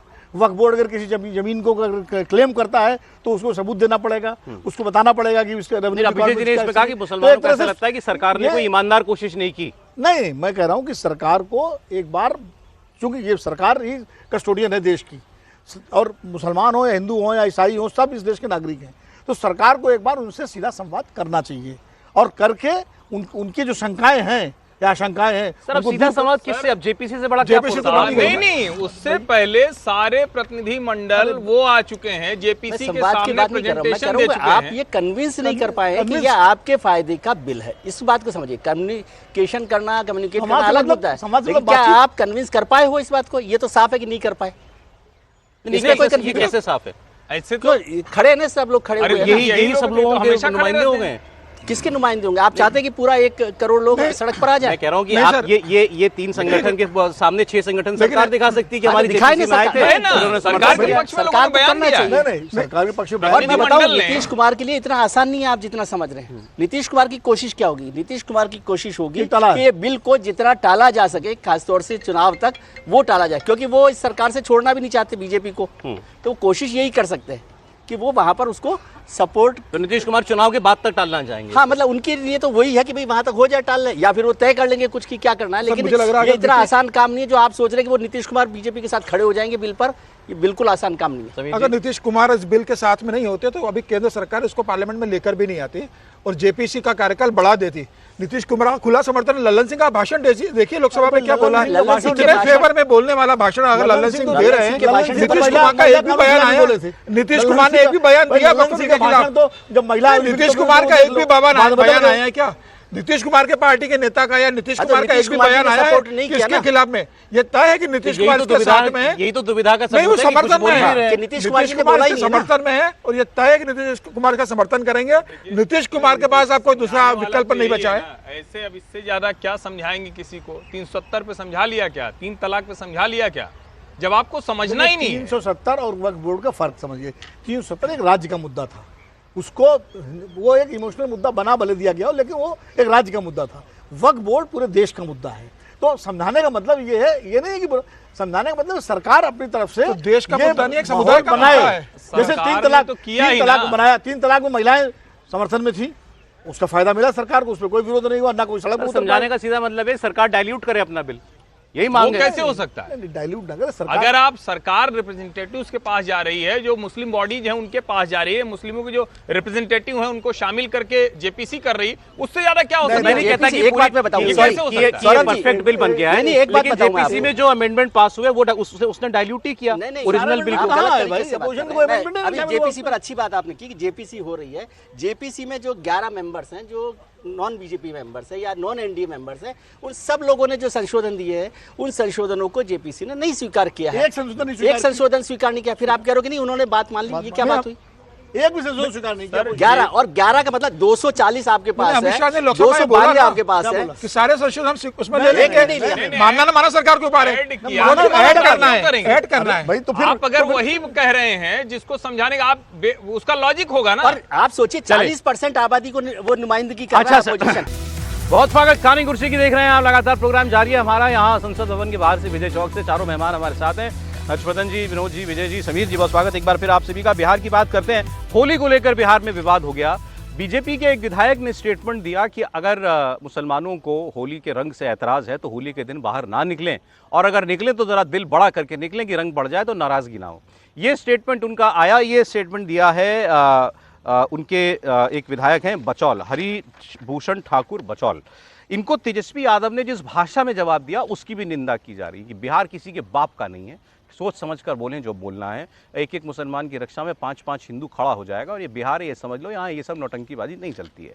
वो बयान मैं आपको सुनाऊंगा। और आज फिर हरिशंकर ठाकुर बचौल ने इसका जवाब दिया कि हाँ ठीक कह रहे हैं, वो हमारे बाप का थोड़ी है बिहार, इनके बाप का बिहार था, तभी तो चारा खा गए थे ये। उन्होंने भी आरोप लगा दिया और उसी भाषा में जवाब भी दे दिया। गिरिराज सिंह भी इस विवाद में कूद पड़े हैं, उन्होंने भी एक बात की है। अच्छा, यूपी से भी ऐसी बात ही हुई। यूपी में रघुराज सिंह जो है मंत्री हैं और उन्होंने भी ये कहा कि भाई रंग से जिसको परहेज हो तो फिर वो होली के दिन देख ले कि उसको बाहर निकलना है कि नहीं निकलना है। तो 4 स्टेटमेंट आपको सुना रहा हूं, आप देखिएगा होली के रंग पर कैसी राजनीतिक बयानबाजी। ये कौन बछौल या उनके पिताजी के बाप का राज है क्या? ये है कौन बछौल? कैसे इस तरह का बयान दे सकता है? और सरकार के मुख्यमंत्री कहाँ है? अचेत अवस्था में है। ऐसे लोगों पर मुकदमा होना चाहिए, FIR होना चाहिए, हिरासत में लेना चाहिए। मेरा बाप जो है सो सजाफता नहीं है, चारा नहीं खाया, जेल नहीं गया है। और उनके पिताजी बोलते थे उनके बाप की मेरे लाश पर विभाजन होगा, झारखंड बनेगा, हमारे लाश पर बाबरी ढांचा का हम करेंगे, बिहार का बच्चा बच्चा मेरे पीछे चला जाएगा, जेल जाएंगे तो खून की नदियां बह जाएगी। मेरा बाप नहीं बोला था। बचौल बिस्फी से बिहार विधानसभा का सदस्य है और एक ईमानदार इस बिहार के जनता के लिए मरने वाला मिटने वाला इंसान है। तेजस्वी यादव अहंकार में है। अहंकार है कि ये लोकतंत्र नहीं राजतंत्र है, क्योंकि वो कोई संघर्ष करके राजनीति में नहीं आए हैं। वो लालू यादव के बेटे हैं, यही उनकी ख्याति है। अहंकार ना करें, रावण का अहंकार नहीं चला है तो तेजस्वी और लालू का अहंकार। मेरी एक सलाह है मुस्लिम पंथ से, क्योंकि वो धर्म नहीं है, पंथ है। पंथ वालों के लिए 52 जुम्मे आते हैं एक साल के अंदर, इसलिए एक दिन लेट नमाज कर लें या नमाज उसी समय करनी है। तो मैंने उनको एक सुझाव दिया है कि त्रिपाल का, जैसे उनकी पत्नी और बेगम पहनती हैं हिजाब, ऐसा ही एक त्रिपाल का हिजाब बना लें, जैसे मस्जिद को त्रिपाल से ढका जाता है। तो मैंने उनको एक सुझाव दिया है, सलाह भी दी है, क्योंकि आपस में बेबनस्ता नहीं होनी चाहिए। सरकार का आदेश है, होली मनाई जाएगी, होली मनेगी, क्योंकि ये बहुत आस्था का प्रश्न है और आस्था के प्रश्न ये जिनको आप सुन रहे हैं यूपी के मंत्री है रघुराज जी, कह रहे हैं जैसे महिलाएं तरपाल में चलती हैं उनकी, ऐसे वो भी अपने लिए तरपाल का इंतजाम कर लें। AMU में भी विवाद चल रहा था कि वहाँ पर हिंदू छात्र जो हैं वो होली मनाना चाहते हैं, उसकी परमिशन नहीं मिल रही है। उस पर भी आपने देखा था कि एक सांसद का बयान ये आया था कि जो होली मनाने से रोकेगा उसको हम ऊपर भेज देंगे। तो अब ये होली को लेकर के, क्योंकि इस बार जुमा पड़ गया है, फ्राइडे है, होली के दिन इतना विवाद हो रहा है और रमज़ान चल रहा है। अब ऐसे पहले कभी हुआ ही होगा, लेकिन ऐसी बयानबाजी तो हाल फिलहाल में हमने इस मुद्दे पर कभी नहीं देखी। हर्षवर्धन जी, नहीं देखिए, एक तो सचमुच ये बड़ी चिंता का विषय है कि हर नेता अतिरेकी होता जा रहा है। अतिरेक से कुछ लाभ तो मिलने वाला है नहीं, उनको लगता है कि शायद इससे कुछ वो हासिल कर लेंगे, 1-2 दिन टीवी की चर्चा होगी, अखबारों में छपेंगे, कहीं कुछ लोग उनकी बात करेंगे, लेकिन सच ये है कि इससे उनको कोई लॉन्ग टर्म में किसी ऐसे नेता कोई लाभ हुआ ऐसा नहीं दिखता है। अब तेजस्वी यादव का कूदना बड़ा अप्रत्याशित है। उनको ये लग रहा है कि इस बात पर वो रिएक्ट करके, और एक मुसलमान के लिए 6-6 हिंदू क्यों खड़ा होगा भाई? ये कोई पुराना मध्ययुगीन संघर्ष होने जा रहा है क्या कि आमने सामने सेनाएं होंगी, लोग तलवार लेके खड़े होंगे? अरे भैया, पुलिस है, प्रशासन है, व्यवस्था है। हम लोग लोकतांत्रिक तौर पर चुनकर जनप्रतिनिधि भेजते हैं, और एक जनप्रतिनिधि के लिए तेजस्वी कह रहे हैं कि वो कौन है, बचौल। मुझे लगता है कि ये भी कहीं वो मानसिकता है कि अरे हमारा बिहार है। अब तो जनप्रतिनिधि भी तो कह रहा है रंग से ऐतराज है तो बाहर ना निकले मुसलमान। नहीं तो ये तो ठीक कह रहे हैं। अरे इसमें मेरी समझ में नहीं आ रहा सौरभ जी, किस बात पर बहस हम लोग कर रहे हैं? इसमें कौन सी गलत बात भाई? जिसको रंग से ऐतराज होता है वो हिंदू भी होता है, नहीं निकलता है। बहुत घर में लोग होते हैं, एक ही घर में 2 लोग हैं, उसको नहीं खेलना। हर्षवर्धन जी, बहस इस बात पर हो सकती है कि होली का रंग पड़ने से क्या धर्म भ्रष्ट हो जाएगा, इस पर तो बहस की जा सकती है। लेकिन मान ले किसी व्यक्ति को ऐतराज है किसी भी वजह से, भाई मुझे रंग नहीं खेलना, हाँ, तो आप ये बात तो कह सकते हैं इस पर कोई जबरदस्ती रंग ना डाले। कोई डालता भी नहीं है। नहीं, ये कहने की बजाय कहा ये जा रहा घर से तुम मत, यही कहना पड़ेगा। अरे कमाल कर रहे हैं आप। कल को रंग पड़ गया तो हम आप में से कौन पता कर पाएगा? बताइए, कोई व्यवस्था है इसकी कि रंग कौन पड़ा, जबरदस्ती पड़ा, छींटा पड़ गया, कौन बताएगा? मुसलमान कैसे बिल्कुल, जिसको रंग नहीं खेलना है उसको उस दिन घर में रहना चाहिए। आखिर हमने देखा है ना कि देश में कई जगह मस्जिद को तिरपाल से ढक दिया जाता है, वो भी एक अच्छी व्यवस्था है। या ये हो कि भाई रंग तो बढ़िया खुशियों का है, रंग तो सब रंग होते हैं, कोई भी आए किसी पे डाले, सबको आनंद होना चाहिए। हम लोग तो ऐसे, और रसखान की बात हम जब करते हैं, जब हम कहते हैं कि हिंदू मुस्लिम सौहार्द है, तो वो तो यही होता है ना, तब तो कोई किसी को नहीं पहचानता है। आप दोनों काम नहीं कह सकते, ये नहीं कह सकते कि रंग लगना हराम है, फिर ये नहीं कह सकते को कह रहा है कि बाहर मत निकलो। या तो उसको तय करिए कि रंग से कोई दिक्कत नहीं, कोई ईमान नहीं जाता, कोई दीन पे असर नहीं है, कोई इस्लाम के ऊपर असर नहीं। क्यों कूदे आपने कहा इसमें? नहीं, तेजस्वी साफ साफ दिख रहा है कि मुसलमानों को भड़का रहे हैं, उनको लग रहा है कि कहीं कुछ वोट हमारा कम न हो जाए। और ये एक तरह से कहें कि ये खतरनाक बयान है कि एक मुसलमान के लिए 6 हिंदू निकलेगा। ये खतरनाक बयान, ये देश विरोधी बयान, देश ये लॉ एंड ऑर्डर के खिलाफ है, देश विरोधी बिल्कुल है भाई। आप संघर्ष कराना चाह रहे हैं। आप सवाल ये है कि आप क्या देखना चाहते हैं। मुझे किसी बड़े मुस्लिम मौलाना उलेमा का बयान मुझे नजर नहीं आया जिसने कहा हो कि साहब रंग खेलना हराम है। अब बल्कि फिरंगी महल वाले जो हैं लखनऊ के, उन्होंने तो कहा कि हम 2 बजे नमाज पढ़ेंगे, ऐसे बयान भी हैं। तो ये अब बचौल साहब को बोलने की क्या जरूरत थी? आप क्या हैं, आप मुख्यमंत्री हैं राज्य के, आप एक विधायक ही तो हैं, लेकिन चूंकि आपको बोलना है, नंबर बढ़ाने हैं, तो इस तरह का ये रघुराज जी, भाई एक बार योगी आदित्यनाथ बोल गए, मुख्यमंत्री है प्रदेश के, जो भी उनको बोलना था उसके आप सहमत हो असहमत हो, लेकिन एक कस्टोडियन है स्टेट के। रघुराज सिंह क्या है या ये बचौल साहब क्या है? खुद प्रवोक करोगे तो तेजस्वी यादव भी राजनीति कर रहे हैं, बचौल भी राजनीति कर रहे हैं, तेजस्वी यादव भी राजनीति कर रहे हैं। बचौल जो है हिंदू तुष्टीकरण की राजनीति कर रहे हैं, वो मुस्लिम तुष्टीकरण की राजनीति कर रहे हैं। तो सवाल ये है कि आग जला के सब उसमें तापना चाहते हैं, वरना ये काम डीएम का है, ये काम एसपी का है कि वो शहर की जिले की जनता को कहे। ये तो वही हो गया कि भाई रेप हो गया तो लड़कियां कम कपड़े, हल्के कपड़े न पहने, जो बयान आते नेताओं के, पूरे कपड़े ढक, शरीर ढक के चलें। यानी कल को ये भी कह दिया जाएगा कि लड़कियों को डर लगता है तो बीजेपी वालों के घर पे बयान सब एक ही कैटेगरी के हैं। मेरा कहना है, बिल्कुल मेरा कहना है, कानून व्यवस्था की जिम्मेदारी राज्य सरकार की है और राज्य सरकार इंश्योर करे कि जबरदस्ती किसी पर रंग नहीं डाला जाएगा। ये राज्य सरकार की जिम्मेदारी है। तेजस्वी मुस्लिम तुष्टीकरण के लिए बयान दे रहे हैं, तो ये बयान क्या हिंदू तुष्टीकरण के लिए नहीं है? बाकी तेजस्वी यादव, आप सरकार करेगी तो करेगी। तेजस्वी यादव भड़काने वाला बयान दे रहे हैं। तेजस्वी यादव मुस्लिम तुष्टीकरण का बयान नहीं है, वो भड़काने वाला बयान है। उनके बयान का अगर आप संदेश समझोगे तो वो उस दिन किसी तरह की अनहोनी घटना की तरफ इशारा कर रहे हैं, शायद जिसके लिए वो तैयारी अपने आप को कर रहे होंगे। देखिए, होली का त्यौहार तो रंगों का त्यौहार है। होली का त्यौहार कोई अकेला आदमी तो नहीं खेलता, ये समाज में, सोसाइटी में बाहर निकल कर लोग सब कॉलोनी में मिलकर होली खेलते हैं। तो जब इस तरह का त्यौहार समाज, सोसाइटी में लोग बाहर निकल के खेलेंगे, तो मुझे लगता है कि अगर किसी को इसमें आपत्ति होती है तो वो इससे दूर रहे ना। अगर वो सड़कों पे आएगा, होली खेल रहे, तो निश्चित रूप से कहने का तरीका होता है ना सर, उसी बातों कहने का तरीका है। अब यूपी के मंत्री कह रहे हैं आप महिलाओं को टेंट पहना के बाहर निकालते हो, आप भी अपने लिए वैसी व्यवस्था कर लो। ये क्या बयान है? ये तंज कसना जो है, नहीं ठीक है, ये बयान से असहमति हो सकती है, लेकिन बयान का जो अर्थ है मुझे लग रहा है उसे समझना चाहिए।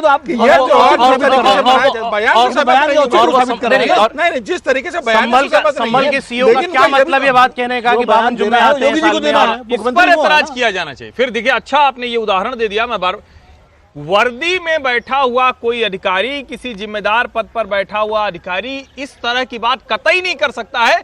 सीईओ के बयान पर आप सवाल खड़ा कर सकते हैं, मंत्री कर सकता है? नहीं, मंत्री भी नहीं कर सकता है। लेकिन क्या आप इस पर ऐतराज खड़ा करेंगे कि अगर कोई कह रहा है, अलग अलग है ना सौरभ जी, कोई कह रहा है कि भाई मत निकलो अगर रंग से दिक्कत है, तो फिर आप कहेंगे नहीं नहीं हम तो जाएंगे भी और रंग पड़ेगा तो हम लड़ेंगे भी। दोनों कैसे हो सकता है? उनको वो कोई लोग नायक हैं क्या? उनको चर्चा होती है, लोग कहते हैं तेजस्वी बोलेंगे, उनकी बात आ जाए। हिंदू मुस्लिम एक बात कर रहे हैं तेजस्वी, उनका 6 हिंदू बात कर रहे हैं, बिल्कुल लड़ने की बात नहीं। वो कह रहे 6 हिंदू खड़े होंगे मुसलमानों बचाने के लिए, इसमें लड़ने की बात पड़ी नहीं, जरूरत कहाँ पड़ी? जरूरत कहाँ पड़ी? उसकी जरूरत कहाँ पड़ी जो वो बयान दे रहे हैं? सर दोनों में कितना फर्क? अरे सर एक स्टेट पे विजय जी का प्लीज प्लीज प्लीज, वो हिंदू हृदय सम्राट बनना चाहते हैं, सर बोलिए, वो धर्मनिरपेक्षता का सर ये है, मुसलमानों के नेता बनना चाहते हैं। नहीं, मुसलमानों को हिंदुओं को ला रहे हैं। तो अच्छी बात हुई, ये थोड़ी मुसलमान खड़े होंगे। बोलिए, आप बोलिए सर। एक अच्छी बात ये हुई कि तेजस्वी जी को सुना, बछोल साहब को सुना और सुना, तो उससे ये तय हुआ कि सब लोग इस बात पर सहमत है कि ये हिंदुस्तान किसी के बाप का नहीं है। नहीं, मैं तो कह रहा हूँ सबके बाप का है। नहीं, मतलब वो ये सहमति कर रहे हैं, मतलब सब रह सकते हैं।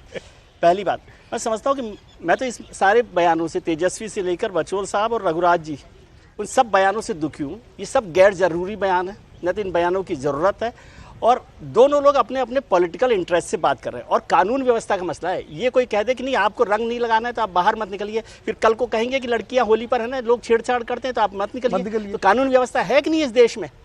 आपकी जिम्मेदारी है ये, दोनों में फर्क समझे? कोई फर्क कोई फर्क नहीं है। क्यों नहीं निकले मुसलमान बाहर, क्यों नहीं निकले? अगर उसको जाना है, किसी काम से जाना है, कहीं जाना है, ये कोई बात नहीं है ना, ये कानून व्यवस्था का मसला है कि कानून व्यवस्था में आप, लेकिन ये सारे गैर जरूरी बयान है जिसको हम लोग बेवजह वो आगे बढ़ा रहे हैं और सब पॉलिटिकल इंटरेस्ट वाले लोग हैं।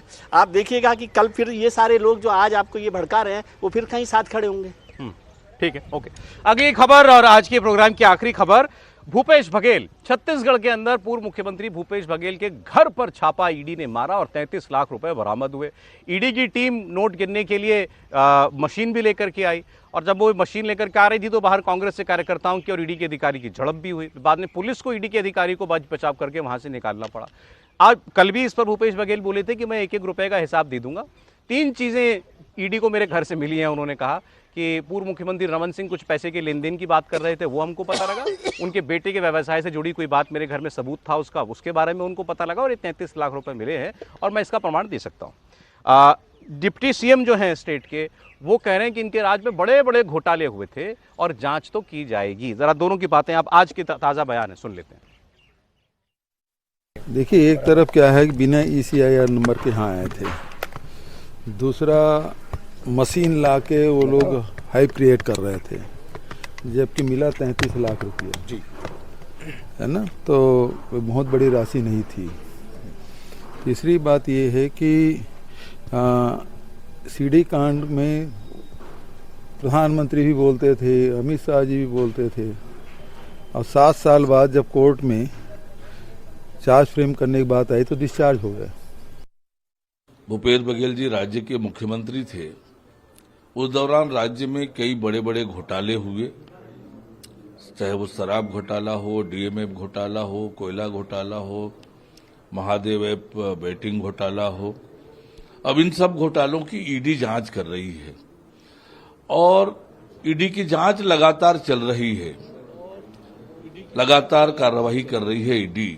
आयुष्मान में एक अपडेट और, कल ईडी ने भूपेश बघेल के बेटे चेतन बघेल को जो है वो समन किया था, उनसे आज पूछताछ की जाएगी। और ये कहा जा रहा है भाई, भूपेश बघेल ने कहा 33 लाख रुपया कोई बड़ी रकम नहीं है, मैं इसका वो दे दूंगा, कहाँ से आए, कैसा पैसा है। मुझे किसी ने बताया कि इनके बेटे जो हैं वो शायद बिल्डिंग व्यवसाय से भी जुड़े हुए हैं, रियल एस्टेट में है, लॉटरी में, तो वहाँ कैश का लेन देन होता है। नहीं, अब ये कहना भाई 33 लाख रुपया मिल गया, कौन सी बड़ी तोप चला ली ईडी मेरे घर पर रेड मार के। भूपेश बघेल जी का कहना ठीक है कि भाई भूपेश बघेल के लिए, उनके बेटे के लिए 33 लाख रुपए कोई मायने नहीं रखता, उनके लिए 33 लाख रुपए बहुत कम होगा। देखिए, ये मामला जब का है जब कवासी लखमा गिरफ्तार हुए थे, जो पूर्व मंत्री रहे शराब घोटाले में 2000 करोड़ से ज़्यादा का मामला आया। कवासी लखमा ने कई जानकारियाँ दी है ईडी को, जो भूपेश बघेल और उनके बेटे के खिलाफ जाती है और उसी आधार पर ईडी ने जाँच की है। 33 लाख रुपये कैश मिला है, पेन ड्राइव मिले हैं, करोड़ों के भूखंड के पेपर्स मिले हैं अभी। अब उसकी जांच होगी तो सामने आएगा कि ज़मीनों का जो व्यवसाय वो किसके नाम से, और कह रहे हैं कि उनके बेटे के जो 3 पार्टनर थे, उनके साथ उनके बेटे का जो माइंस का जो बिजनेस है उसके भी कई कागजात वहाँ मिले हैं। अब ईडी ये बताएगी कि जो पूरा पेपर निकला है, तो चुनाव के बीच में 2 साल पहले जो है कहा गया था 500 करोड़ रुपया दिया गया है, अब 33 लाख की बात हो रही है। महादेव ऐप में 500 करोड़ रुपया कहा था ना कि चीफ मिनिस्टर, बिल्कुल महादेव ऐप के समय आया था कि चुनाव प्रचार के लिए आया। देखिए, वो जांच का विषय है, अब अभी पैसा आया कहाँ गया, कहाँ से निकलेगा, ये पूरे जांच के बाद आएगा। लेकिन ईडी इस मामले में अगर जांच कर रही है तो मुझे लग रहा है कि पूर्व मुख्यमंत्री को उसका सपोर्ट करना चाहिए। वो कह रहे हैं कि इनको दरअसल कांग्रेस ने पंजाब का प्रभारी बनाया है, पंजाब में भी अगले साल इलेक्शन, वो कह रहे हैं कि पंजाब में कुछ हासिल नहीं कर पाओगे करके। मुझे देखिए, वो जो 37 लाख रकम कह रहे हैं ना कि बहुत ज्यादा रकम नहीं है, वो उसका हिसाब भी देंगे। असल में करोड़ों रुपए बरामद हुए अभी तक जो छापे पड़े हैं। बंगाल में आप देख लीजिए, झारखंड में देख लीजिए, उत्तर प्रदेश में एक छापा पड़ा था जिसमें जो है बाद में सब रफा दफा हो गया मामला, तो उसमें 200, 300, 400 करोड़ रुपए बरामद हुए। तो उस लिहाज से 37 लाख रुपए कोई इतनी बड़ी रकम नहीं है कि जिसका हिसाब न दिया जाए। कोई आम आदमी सर 33 लाख रुपए रखता नहीं, लेकिन नहीं, जिनका बिजनेस कैश के होता है, मान लीजिए रियल एस्टेट में है या लिकर उसमें है, जैसे वो जो झारखंड में एक विधायक थे क्या थे साहू, वो लिकर का काम करते थे, उन्होंने सारा हिसाब दे दिया। वो तो 200-300 करोड़ का था। हाँ, 300-400 करोड़, 300 करोड़ उन्होंने सारा हिसाब दे दिया। तो उसका हिसाब नहीं दिया जा चुका है। टैक्स भरा तो टैक्स देना पड़ेगा ना आपको। मतलब ये टैक्स चोरी का मामला तो हुआ ही ना, यदि आप नहीं देंगे तो। हिसाब नहीं देंगे, उसने इतर वाले ने दे दिया था जो आपकी भी सहमति को इतना बड़ा मामला नहीं है ये। नहीं, रिकवरी इतनी बड़ी नहीं है। रिकवरी मतलब जिस तरह 500 करोड़ का घोटाला है उस हिसाब से अभी तो भूपेश बघेल की जिम्मेदारी है कि हिसाब मामले अलग अलग है। हालांकि वो 500 करोड़ रुपए वाला महादेव ऐप वाला मामला था, ये कोई शराब घोटाले का मामला है जिसमें कल वो एक बात और कह रहे हैं कि 1000 करोड़ का था। वो कह रहे हैं FIR तो दिखा देती, ईडी आई थी मेरे घर पे, जैसे FIR होती है ऐसी ईडी की ECIR होती है। हमको यही नहीं बताया कौन से मामले में तुम आए मेरे घर पे रेड मारने। नहीं देखिए, अगर ऐसा है तब तो उनको सीधे अदालत जाना चाहिए था। ये सब बयानबाजी करने की बजाय सीधे अदालत जाते। अरविंद केजरीवाल गए थे ना, जेल जाना पड़ा था क्योंकि ईडी ने कार्रवाई ठीक की थी। और हाँ, ये बात सही कि 33 लाख बड़ी कम रकम लगती है। देश के लोगों को ये भी समझना चाहिए कि ये चिल्लर है उन लोगों के लिए। तो जाहिर है 500 करोड़ का आरोप भी सामान्य ही है उनके लिए, बड़ा आरोप तो है नहीं। बहुत शुक्रिया। आज कारिंग कुर्सी की में इतना ही। समीर जी, विजय जी, विनोद जी, हर्षवर्धन जी, बहुत धन्यवाद आपका। आपने आज जो है खुले आसमान के नीचे देखिए आनंद लिया है। संसद भले ही ठंडी रही हो, यहाँ मौसम गर्म।